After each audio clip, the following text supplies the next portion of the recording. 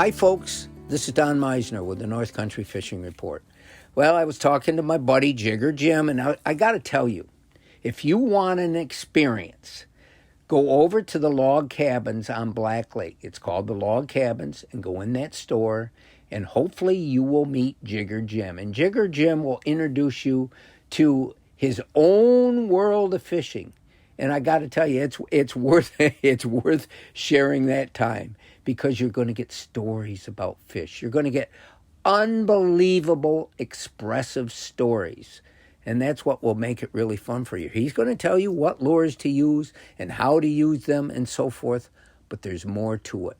There's that specialness that comes with unique characters that we meet in life that can share their experiences with us and make it exciting and make it intriguing and interesting. So there's a lot more to your fishing experience than just going to a tackle shop and buying some lures. Yeah, you can do that. Log Cabin has probably the greatest array of tackle I have seen in the area. But you will get tips and pictures and so forth that are part of going into a local shop that you can't get by shopping online.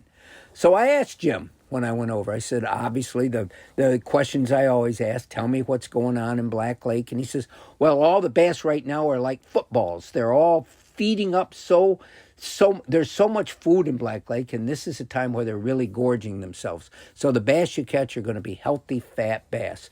The northern pike fishing is dwindling because they've been so fed up and they've got so much food that they're less likely to hit all the time than they were in the spring.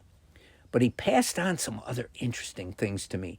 Number one, he says, you can tell your folks on the radio, you can tell them my tip is, and what most people don't get, they think that on a bright day, you want to use a dark lure. On a dark, dingy day, you want to use something bright to get their attention. Just the opposite.